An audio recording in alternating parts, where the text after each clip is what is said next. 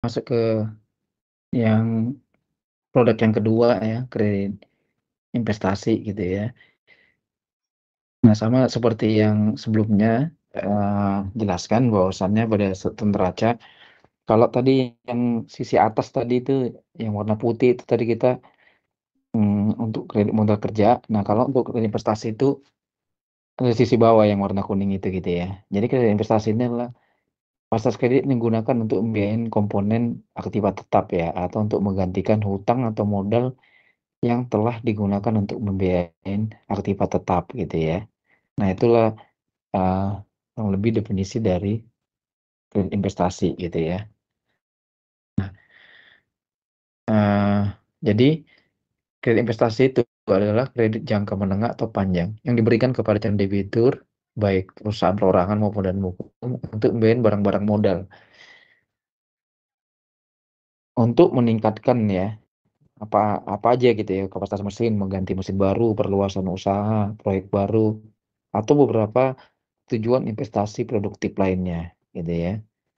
Jadi investasi itu lebih kepada untuk membayar barang-barang modal gitu ya, ganti mesin, memperluas mesin, bangun gudang gitu ya, bangun kantor gitu ya, membeli peralatan gitu ya, untuk mendukung kegiatan usahanya. Nah, fitur kredit investasi ada beberapa gitu ya. Pertama dari sisi limit kredit sama ya, kalau di SM itu 200 juta sampai dengan 25 miliar seperti yang model kerja tadi juga. Nah, jangka waktunya itu maksimum 10 tahun gitu ya, maksimum 10 tahun dengan mempertimbangkan objek yang dibiayain. Jadi maksudnya di sini objek yang dibiayain itu adalah eh, apa namanya, barang atau yang akan dibiayain gitu ya. Contohnya apakah berupa kapal gitu ya, kendaraan gitu ya, alat berat gitu, atau gudang seperti itu. Nah, maksudnya mempertimbangkan jadi biayain, contohnya eh, apa namanya, kalau eh, kapal gitu ya, kapal itu kalau ininya sendiri eh, umur teknisnya adalah kalau itu 20 tahun gitu. Jadi kalau umur kapalnya katakan udah 15 tahun gitu. Nah, kalau kita membayar kapal berarti jangka waktunya maksimumnya hanya jadi 5 tahun gitu loh. Karena umur teknisnya 20 dan udah berjalan 15, jadi 20 dikurang 15, 5 tahun. Jadi ini yang maksudnya mempertimbangkan, tapi dibiayain. Kalau kendaraan biasa umur ekonomisnya itu misalnya 5 tahun gitu ya. Jadi kalau untuk kendaraan itu ya kita ngasihnya maksimumnya ya eh, 5 tahun gitu. Nah, kalau sebaliknya kalau tanah bangunan gimana? Tanah bangunan tuh bisa dari 10 tahun gitu ya. Mungkin bisa 20, 25 gitu loh. Nah, kita ngasihnya dari 10 enggak? Nah, enggak ya, kalau di kebetulan kalau di SMA ini dibatasin gitu ya. Jadi kita maksimumnya 10 tahun. Memang kan untuk produk tertentu yang bisa lebih dari 10 gitu ya. Kalau umpamanya tuh kayak kebun gitu ya. Kebun itu mungkin bisa sampai 15 gitu ya. Atau yang kayak besar di komersial, di corporate itu mungkin bisa sampai 20, 25 tahun juga gitu. Nah, tapi kalau untuk di SME kita batasin 10 tahun dan mempertimbangkan objek yang dibiayain tadi gitu. Jadi umur teknisnya gitu ya. Kalau seperti kendaraan 5 tahun tadi ya, kapal bisa sampai 20 tahun gitu ya. Nah, udah berapa lama berjalan ininya gitu umur teknisnya. Kemudian masa tenggang. Nah, beda dengan tadi kredit modal kerja, di untuk investasi ini ada diberikan masa tenggang. Masa tenggang itu bisa berupa grace period atau availability period gitu ya. Jadi kalau umpamanya dia dikasih kredit 5 tahun, ada dikasih grace period 6 bulan gitu ya. Nah, dia boleh dalam 6 bulan itu belum membayar dulu pokok pinjamannya, hanya bunganya aja dulu gitu loh. Nanti di bulan ketujuh baru uh, dibayar pokok dan bunganya. Jadi ini grace period ini diberikan kepada uh, usaha-usaha yang memang mungkin belum bisa langsung uh, di dibebankan pokok utangnya gitu ya. Nanti di mungkin bulan keberapa. Jadi itu ada hitung-hitungannya nanti berapa lama sih grace period yang bisa kita berikan gitu ya. Atau mungkin juga bisa nih untuk dalam rangka untuk pemberian pembangunan gudang atau pabrik gitu ya. Eh, mungkin diperlukan waktu gitu ya untuk membangun itu selama kurang lebih setahun. Nah, mungkin 1 tahun itu yang kita kasih eh, grace periodnya gitu loh. Jadi selama 1 tahun itu belum bayar pokok pinjaman dulu, hanya bunganya. Nah, penarikan kreditnya sendiri ada bersifat non revolving gitu ya, jadi sekaligus dicairin gitu ya. Kemudian eh, ada juga set financing ya, sama kayak modal kerja tadi ada set financing gitu ya. Cuma bedanya kalau set financing modal kerja itu bisa dalam bentuk berupa stok atau barang yang udah dimiliki oleh si calon debitur. Kalau kita investasi itu set financing itu eh, berupa nanti setoran atau uang atau cash money yang akan disiapkan gitu ya. Kemudian ada rekening tujuan gitu ya, tujuan untuk umpamanya kalau untuk beli kendaraan, jadi kita kreditkannya ke eh, si supplier yang penyedia kendaraan tadi gitu ya. Kemudian ada juga prestasi proyek gitu ya. Prestasi proyek ini kalau tadi terkait eh, apa untuk pembangunan gedung atau gudang gitu ya. Kita juga meng, memonitor prestasi proyeknya. Nah, gudang kredit investasi agak beda ya dengan tadi kredit modal kerja. Kalau kredit modal kerja tadi kan apa namanya? Gunanya adalah gudang utama dan tambahan ya. Utamanya tadi berupa stok dan piutang, tambahnya bisa berupa tanah atau tanah bangunan gitu lah. Kalau di kredit investasi ya, agunannya itu sendiri adalah berupa objek yang dibiayain gitu ya. Objek yang dibiayain itu minimal 150% gitu loh. 150% ini dapatnya dari 100 dibagi 65% karena umumnya eh, perhitungan limit kredit untuk investasi itu pembiayaannya Bank Mandiri itu 65% gitu ya. Kemudian eh, tanah dan bangunan untuk untuk tanah dan bangunan gitu ya. Kalau ini untuk non tanah dan bangunan, kalau untuk tanah dan bangunan 105% gitu ya. Jadi ini 80% nanti pembiayaannya gitu ya. Nah, nilai agunan juga sama diperoleh dari penilaian KJP rekanan ya, atau penilaian internal sesuai ketentuan dalam SPO Credit Operation. Nah, terkait agunannya sendiri sama, yaitu harus dapat diikat sempurna, pengikatan agunan minimal 100% ya. Kemudian dilakukan juga penutupan asuransi kerugian melalui asuransi rekanan gitu ya. Dokumen kredit investasi, nah ini ada beberapa dokumen-dokumen yang diperlukan ya untuk ini. Sebenarnya dokumen ini juga sama sebenarnya untuk modal kerja tadi juga ada dokumen-dokumen seperti ini gitu ya. Eh, yang mungkin membedakannya nanti antara investasi dengan kayak modal kerja ini adalah lebih kepada yang di eh, poin 14 sama 15 ini gitu ya. Karena dia daftar guna objek yang dibiayai sama feasibility study gitu deh. Jadi ini feasibility study ini nih akan diperlukan untuk pembangunan kredit investasi yang limitnya cukup besar-besar ya, yang di atas 15 miliar. Jadi yang melakukan feasibility study ini adalah biasanya partner bank juga, ada konsultan manajemen yang udah bekerja sama dengan Bank Mandiri.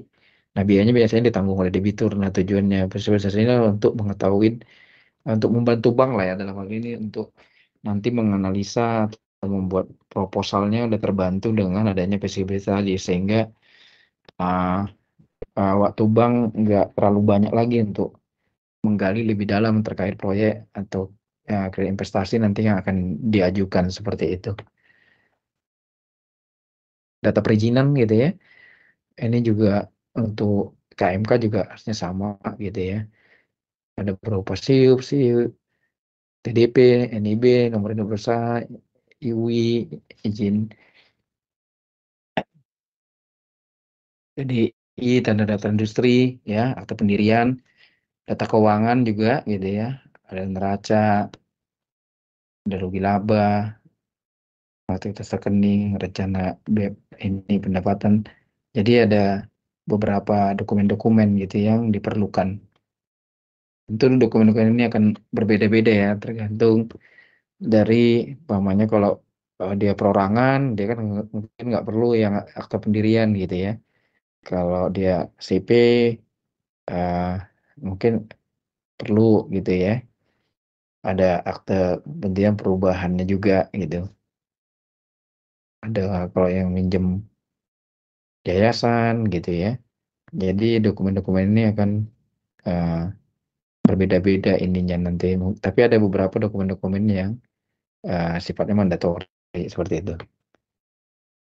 Nah, ini penetapan limit KI-nya gitu ya. Jadi kalau di perhitungan KI lebih sederhana ya dibandingin dengan KMK. Kalau tadi KMK tadi kan banyak variasi-variasinya ya. Ada yang berdasarkan transaksional, ada yang berdasarkan tadi eh, apa yang berdasarkan recycle tadi seperti itu. Kalau di KI itu intinya rumus pembayaran KI itu adalah eh, eh, persentase dari pembiayaan bank ini gitu ya dikali dengan project cost gitu ya.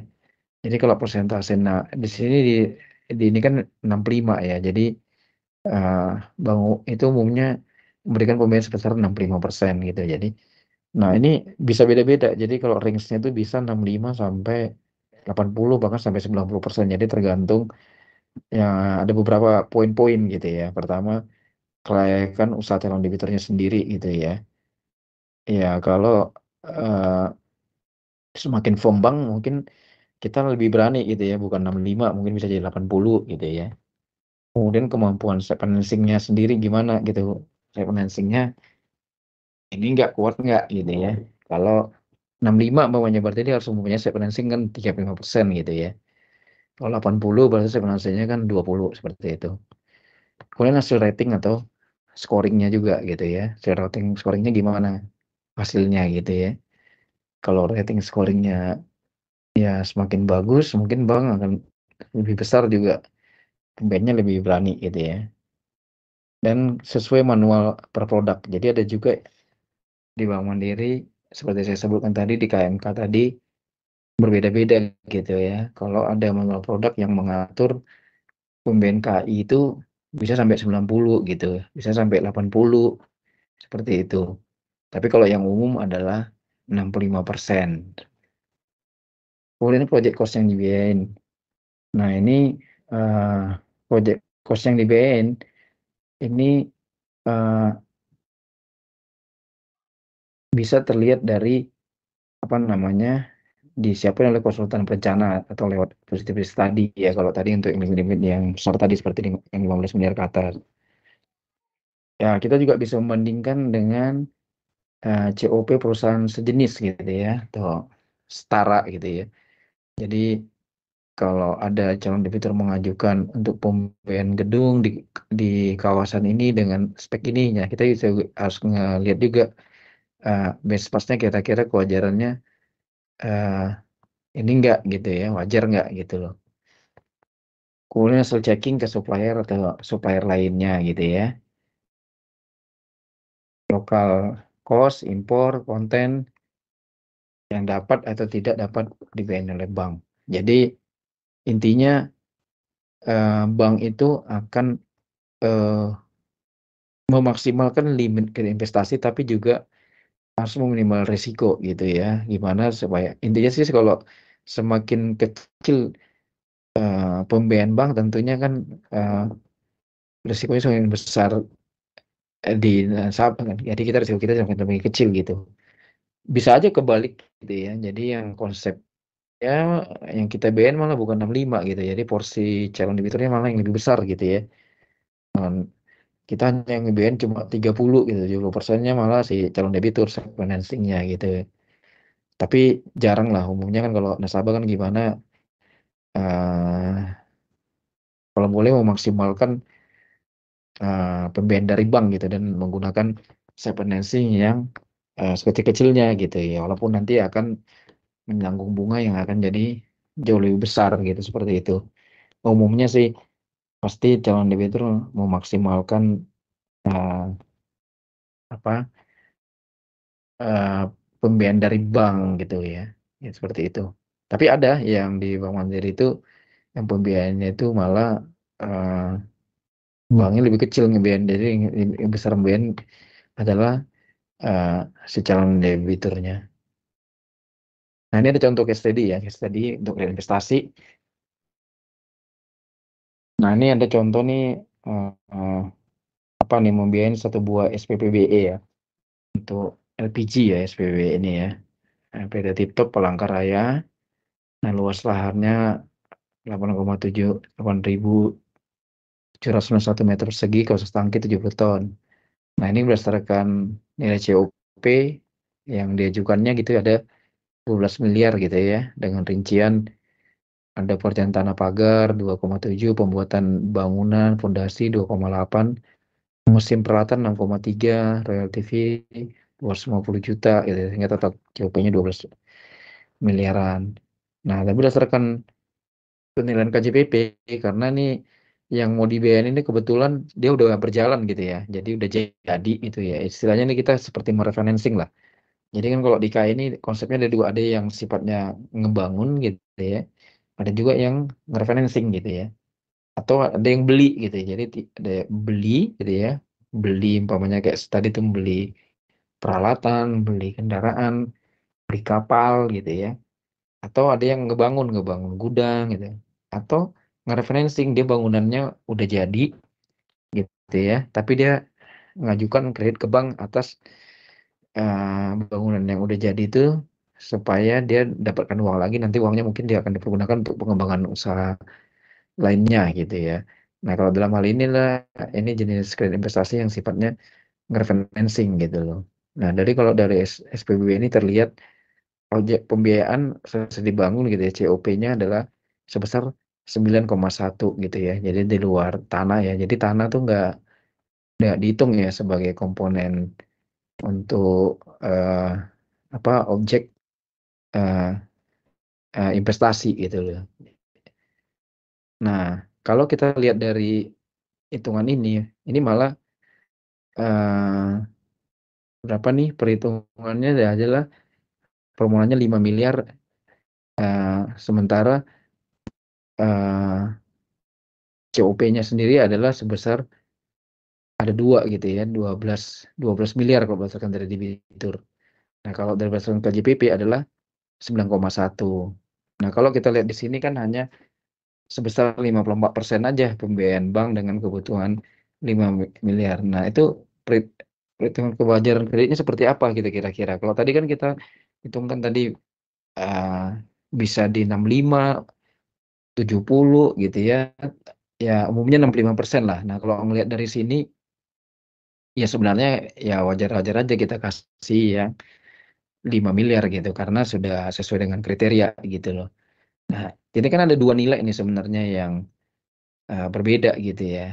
Eh, Kalau berdasarkan rumus dari pembiayaan itu kan maksimumnya katakanlah 65% gitu ya. Kalau 65% yang kita kasih harusnya si nasabah ini kan bisa dapat nih eh, lebih dari 6 miliar gitu ya berdasarkan kalau dari nilai KJPP, atau kalau berdasarkan dari COP malah kalau 65% bisa hampir 7 miliar gitu. Nah, ini ada dua angka yang berbeda gitu kan. Nah, ini kan ada sama yang seperti tadi waktu di KMK tadi, ini yang kita ambil adalah nilai yang terkecil gitu ya. Jadi kita bukan berdasarkan COP yang diajukan debitur gitu ya. Jadi yang kita accept adalah berdasarkan yang telah dilakukan oleh KJPB. Makanya yang kita pakai untuk perhitungan limit kreditnya nanti adalah dari eh, yang 9 miliar ini gitu loh. Jadi karena dia mengajukan permohonannya 5 miliar gitu ya. Jadi ya bisa kita accept gitu. Kalau dia mau hanya katakan ngajukannya tadinya eh,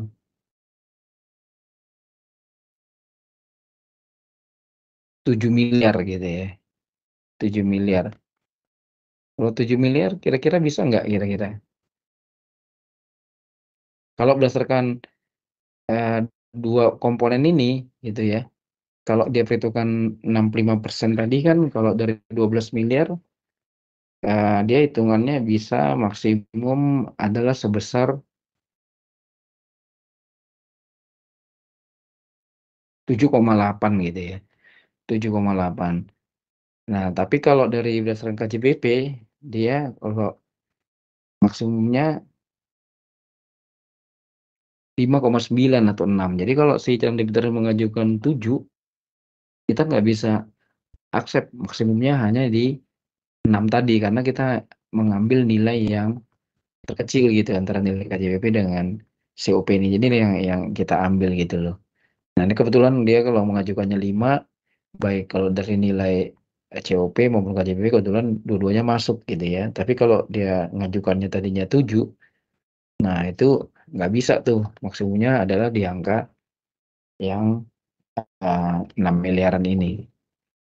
Seperti itu teman-teman. Nah, sebenarnya apa sih critical point kredit investasi ya? Eh, ada beberapa gitu ya. Pertama tuh kewajaran cost of project gitu ya. Wajar nggak kira-kira cost of project-nya seperti tadi kita sampaikan kan memang kita melakukan benchmark gitu ya. Eh, apa checking juga ke supplier ininya. Kemudian kewajaran jangka waktu kreditnya tadi gitu kan. Tadi kan udah dijelaskan di depan tadi umur teknis objek investasi itu kan mempengaruhi juga gitu ya. Artinya kalau udah umur teknisnya udah mau mendekatin, kita jangan memberikan jangka waktu kredit yang melebihi umur teknisnya gitu ya. Seperti itu. Kemudian syarat penarikan kreditnya nanti biasanya di komite kredit, pos pemutus kredit itu juga akan memberikan syarat penarikan kredit. Nah, itu juga harus diperhatikan seperti apa nanti pelaksanaannya dan monitoringnya. Kemudian kepastian transfer ke rekening penjual gitu. Nah, ini umumnya kalau ada apa ya transaksi untuk kredit investasi untuk pembelian tadi sepertinya untuk kendaraan ya. Biasanya kalau kayak kendaraan itu biasanya kita kasih ke dealer gitu ya, transfernya ke dealer gitu ya. Bukan melalui dia gitu supaya untuk memastikan bahwasannya nanti kredit ini kita berikan dan dia memperoleh eh, barang yang dibutuhkan seperti itu. Kemudian saya financing tadi gitu ya, saya financing ini juga harus dipastikan memang bahwasannya dia memiliki gitu. Kalau tadi eh, umpamanya pembelian kendaraan tadi harganya 1 miliar gitu ya, alat berat contohnya, saya financingnya 35%. Nah, bukti saya financing yang dia akan kita transfer nanti ke dealer itu harus di ini diperlihatkan oleh si calon debitur bahwasanya dia memang benar sudah eh, memberikan set financing gitu, sehingga kita mentransfer bisa bersama-sama dengan set financingnya tuh bisa juga mungkin dia udah memberikan dulu ya set financingnya, tinggal kita menambahkan gitu ya. Kemudian kewajaran jadwal angsuran terhadap cash flow usaha sendiri gitu ya, gimana jangan sampai kita memberikan jadwal angsuran yang eh, tidak memenuhi atau melebihi kapasitas cash flow-nya gitu. Jadi harus kita sesuaikan gitu ya, supaya nanti dalam rangka pemulihan kreditnya dapat berjalan dengan baik gitu.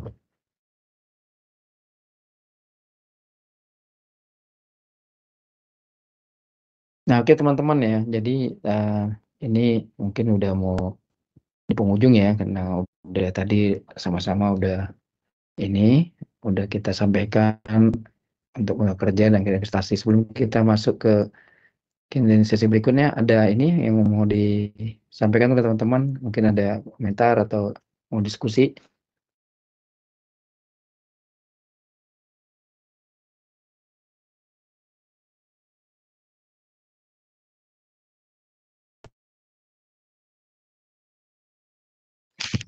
Permisi Pak, saya mau tanya Pak. Ya, silakan. Ya, dari Dimas lagi Pak. Saya mau nanya, kan tadi di kredit investasi itu kan ditekankan juga bahwa self financing itu perlu ya Pak dari perusahaan itu sendiri atau dari pemilik perusahaannya. Nah, eh, gimana sih Pak dalam mengkontrol bank ya, bank dalam gimana bank itu mengontrol perusahaan itu atau owner owner perusahaan itu agar dia itu tetap mempertahankan modalnya di dalam bisnisnya dia gitu Pak. Karena kan bisa aja setelah kredit investasi itu dikeluarkan, dia narik modalnya gitu. Nah, itu gimana sih Pak? Apakah dalam perjanjian kredit dipersyaratkan juga kayak kamu harus menjaga rasio utang terhadap uangmu sendiri sekian ya. Nah, itu praktiknya gimana, Pak? Iya, makasih Mas. Pada intinya sih memang ini udah lebih teknis sih ya. Sebenarnya kalau nanti ini teman-teman nanti ada di yang masuk di bank mungkin apa tertarik minat menjadi mendalami segmen kredit gitu ya, baik di SME, commercial corporate gitu. Nanti mungkin akan lebih sering lah ya ketemu-ketemu gitu ya.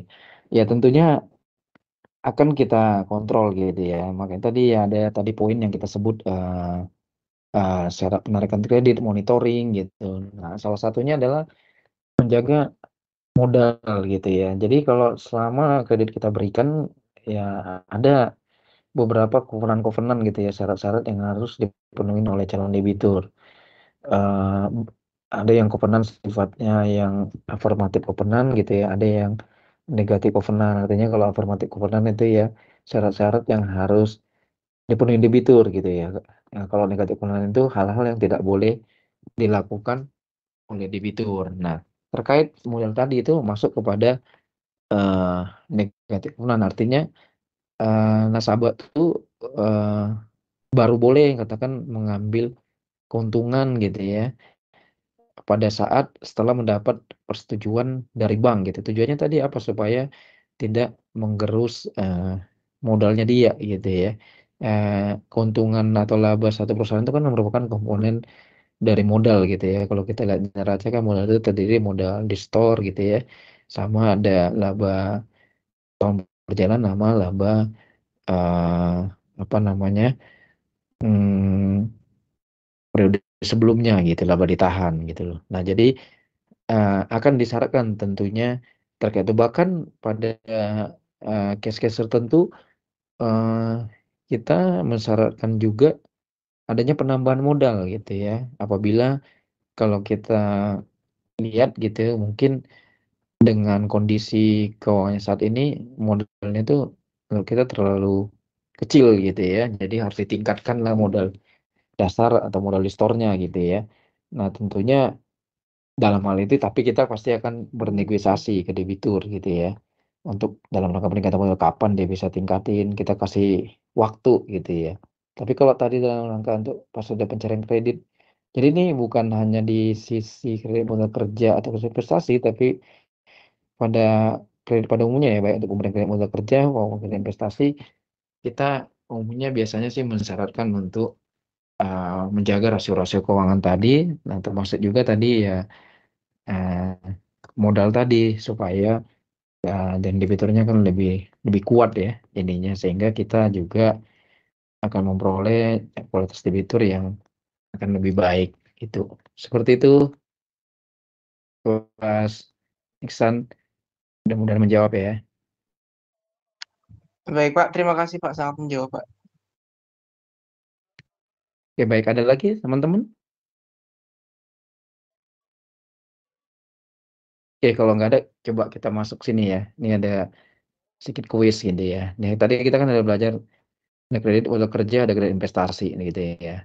Nah, ini ada beberapa nih contoh-contoh eh, tujuan kredit lah gitu ya. Nah, kira-kira nih kelompoknya masuk ke mana nih kalau di ruko nih. Ruko nih kredit investasi atau modal kerja kira-kira.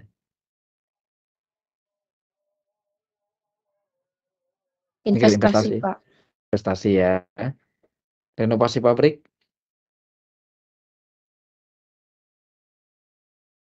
Investasi. investasi, oke. Beli baju nih, beli baju, Konsumtif, Pak.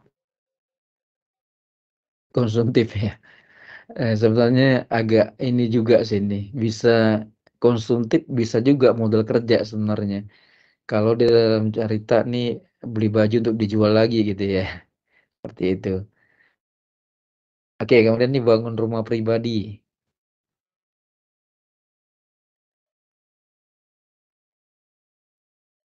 Ini apa nih? Bukan modal kerja, bukan investasi juga nih ya. Ini masuk konsumtif lah ya. Servis truk. Nah, servis truk nih Devistruk ini bisa ini ya, modal kerja ya. Beli stok bahan baku. Stok bahan baku nih apa nih?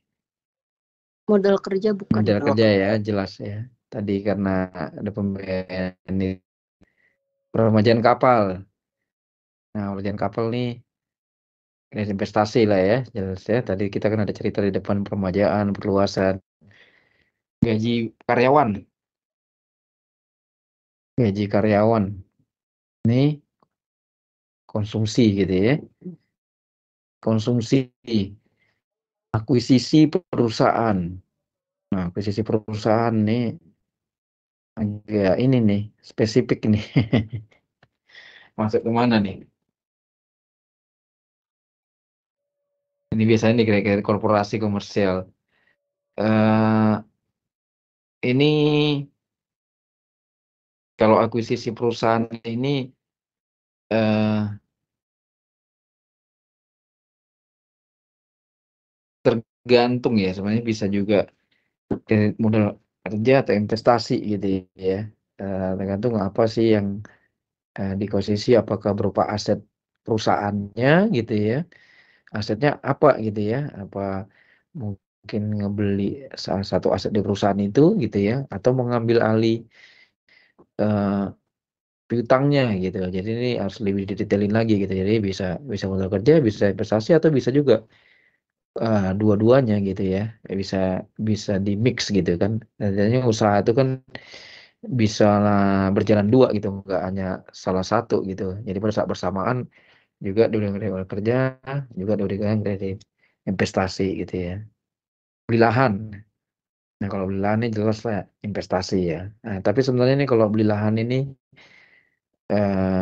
apa namanya, eh nggak semua ya. Kalau untuk DSM ini hanya untuk produk tertentu yang bisa dilakukan untuk pembelian lahan. Biasanya untuk developer-developer yang untuk usaha FLPP gitu ya, rumah subsidi gitu. Kalau dia developer untuk rumah komersial atau apa tuh, pembelian lahannya itu kita nggak biayain, debiturnya sendiri yang menyediakan. Tapi untuk yang usaha yang FLPP itu bisa kita kita biayain.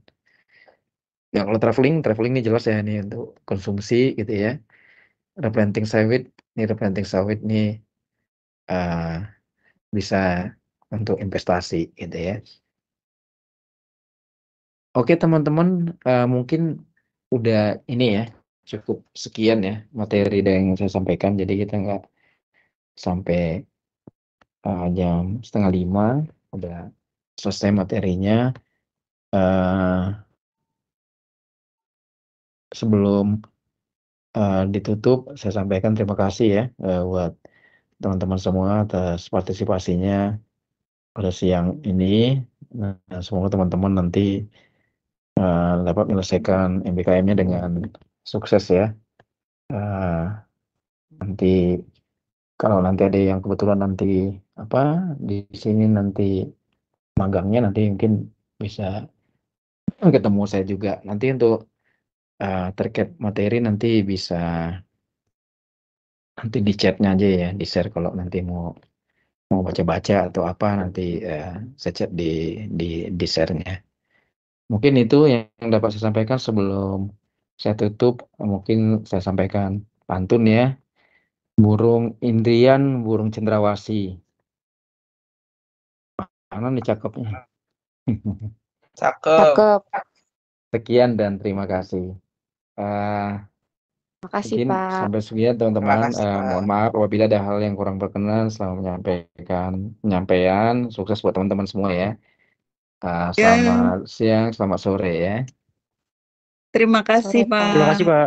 Terima kasih, Pak Rima. Sama-sama.